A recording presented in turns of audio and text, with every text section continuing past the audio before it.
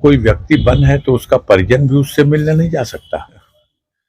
अपने 1 साल से के बच्चे के साथ वहां मिलने गई, एक उनके जो जुमे के दिन की नमाज इबादत का था उसके लिए।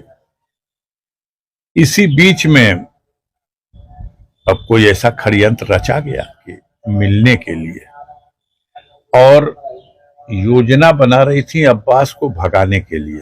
कैसे पता चला? तो वो कहते हैं कि खुद उस महिला ने ही बयान में कहा है कि हम यहाँ ये करने आए। हकीकत तो बस ये है कि इससे एक ऐसी दहशत बन जाए कि कोई तो मिलने नहीं जा रहा। परिवार में पत्नी और बच्चे भी, भाई भी, सगे संबंधी रिश्तेदार भी न जाए। डबल इंजन की सरकार डरी हुई है। सपना है कि 80 सीट जीतेंगे।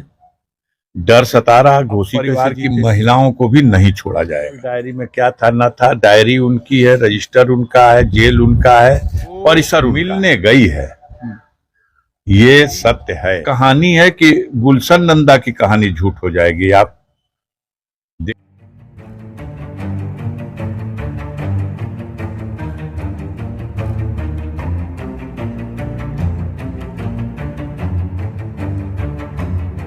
अब देखिए, जेल में बंद हैं अब्बास नवंबर से संभवतः।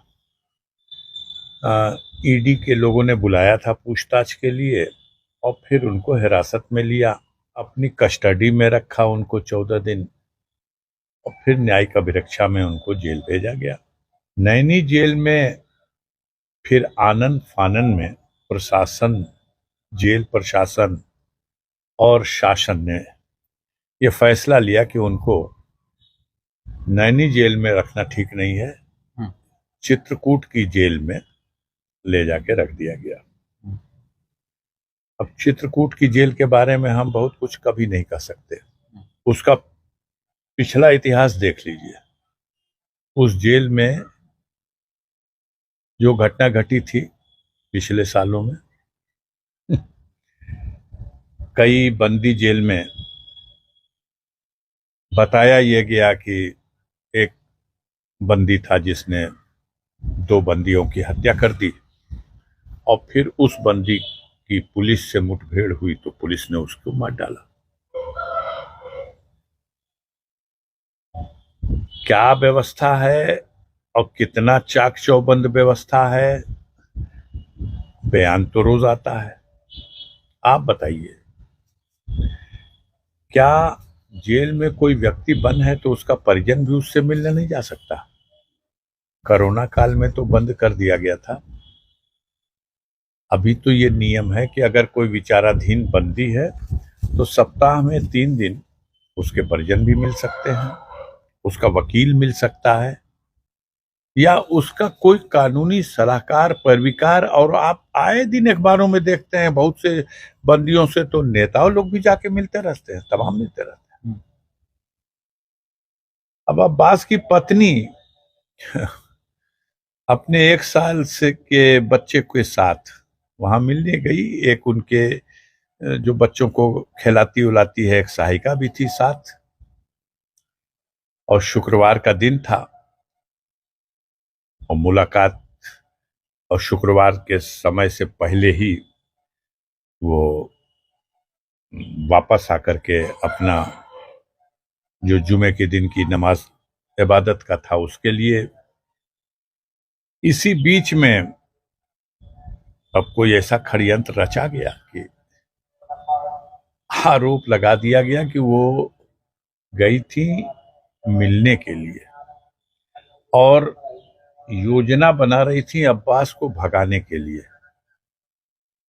और उनकी मंशा ये थी कि वो जो अब्बास के खिलाफ गवाह होंगे किन्हीं मुकदमों में, या जो अधिकारी उनके खिलाफ जांच कर रहे होंगे, उन सबको धमकाया जाएगा, उनको नुकसान पहुंचाया जाएगा, और ये भी कि उनको भगा लिया जाएगा जेल से। ये सारी योजना, ये कैसे पता चला? तो वो कहते हैं कि खुद उस महिला ने ही बयान में कहा है कि हम यहाँ ये करने आए हैं। अब आप बताइए, आप जो चाहे लिख दो उसके मुंह से बयान, लेकिन ये हकीकत तो है नहीं। हकीकत तो बस ये है कि इससे एक ऐसी दहशत बन जाए कि कोई तो मिलने नहीं है जा रहा, परिवार की में पत्नी और बच्चे भी, भाई भी, सगे संबंधी रिश्तेदार भी न जाए। आप ये आरोप लगा रहे हैं कि आप कह रहे हैं कि ऐसी घटनाक्रम के जरिए ये करने की कोशिश की जा रही है कि कोई मिलने न जाए। आखिर मंतव्य क्या हो सकता है? आखिर नहीं मिलने देने में क्या किसी की रुचि हो सकती डर है, ये पूरी डबल इंजन की सरकार डरी हुई है, और ये आम लोग जानते हैं, जनता के लोग जानते हैं। अब्बास मऊ की सीट से चुनाव लड़ा, जीत गया। लहर तो थी योगी जी की, भारतीय जनता पार्टी की, कैसे जीत गया? तो वो पराजय पच नहीं पा रही। आगे डर है, फिर लोकसभा का चुनाव होने जा रहा, सपना है कि 80 सीट जीतेंगे, डर सता रहा घोसी कैसे जीतेंगे, डर सता रहा गाजीपुर कैसे जीतेंगे। तो अब आने वाले दिनों में पता चलेगा। इस तरह की कार्रवाई से जनता में वो वाहवाही नहीं लूट सकते। हाँ, उनके भक्त, अंधभक्त जरूर प्रसन्न होंगे कि अब तो देखो ना, अभी तक तो उन्हीं लोगों पे था, अब परिवार की महिलाओं को भी नहीं छोड़ा जाएगा। जगह जमीन, खेत बाग, संपत्ति, फर्जी मुकदमे, ये सब तो सिलसिला चल ही रहा। अब परिवार की महिलाएं भी नहीं बख्शी जाएंगी। निखत के पास से फोन मिला है जो कि जेल मैनुअल के अगेंस्ट था, अगर वो मुलाकाती के तौर पे गई थी। दूसरा एक एलिगेशन लग रहा है कि विजिटर डायरी में उनका नाम दर्ज नहीं था। इस पर क्या कुछ अब? डिजिटल डायरी में क्या था ना था, डायरी उनकी है, रजिस्टर उनका है, जेल उनका है, परिसर उनका है। वो मिलने गई है, ये सत्य है। अब कोई महिला है, अगर उसके हाथ में कंगन है, उसके गले में सिकड़ी है, उसके कान में बाली है, आभूषण भी मिला है, कहा आपसे कि उसकी एक सहायिका जो बच्चे को खिलाती है वो वहीं गेट पर साथ में थी, बच्चा उसकी गोद में था, और इसका जो लेडीज पर्स होता है वो भी उसी लड़की के पास था। वो लड़की अंदर नहीं गई थी मिलने के लिए, लेकिन जब हाकिम लोग वहां पहुंचे हैं, कोई कार्रवाई करना है, तो वो सब कुछ उस लड़की से ले लिया गया, और उसके अंदर से मोबाइल फोन भी मिल गया, और जेवर भी मिल गया, 21,000 रुपया भी मिल गया, और उसको उसके पास से और जेल के भीतर से बरामद होना दर्शा करके मुकदमा भी, FIR अभी मिली नहीं है, लेकिन किसी ने पढ़ के सुनाया। मुझे तो लगता है कि ऐसी कहानी है कि गुलशन नंदा की कहानी झूठ हो जाएगी। आप देखिए, मंगाइए कहीं, अगर वो अपलोड हो जाए तो सोशल मीडिया पे पढ़िए तो देखिए कैसा कैसा उसमें कहानी, उतार चढ़ाव, बस कौन सी धारा कैसे लगाई जाए। माननीय सर्वोच्च न्यायालय ने स्पष्ट रूप से कहा है कि ऐसे मामलों में जो आरोपी को 7 साल तक की सजा जिस मामलों में होगी, उस मामले में आरोपी को जेल न भेजा जाए, उसको जमानत पर रिहा किया जाए। इस मामले में उसको जेल भेजा गया।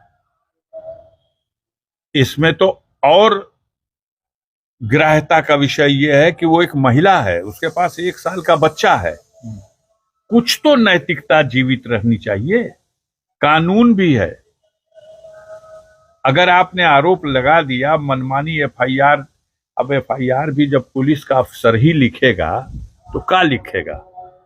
जिस कहानी को जैसे जैसे उसी में देखिए ना, एक तरफ तो लिखते हैं कि निकहत ने ही ये बता दिया कि अब्बास अपने विरुद्ध जो अधिकारी जांच करेगा या जो गवाही देगा उसको मारने और धमकाने और उसकी योजना बना रहा था। एक तरफ ये भी कि निकहत जहां जांच में सहयोग नहीं कर रही थी, मोबाइल का पासवर्ड नहीं बता रही थी, अरे जब अपनी योजना बता रही थी तो ये भी बताती। जब मोबाइल का पासवर्ड नहीं बता रही थी तो अपनी योजना क्यों आपको बताती? ये अपने आप में झूठी सरासर झूठी बकवास कहानी है। मकसद ये है कि एक महिला को जो अपने पति से मिलने के लिए जेल में गई थी, नियमानुसार जेल मैनुअल में सभी को यह अधिकार है। अब डर सता रहा है कि बंद तो कर दिया है ईडी ने, साक्ष्य क्या है उसके खिलाफ?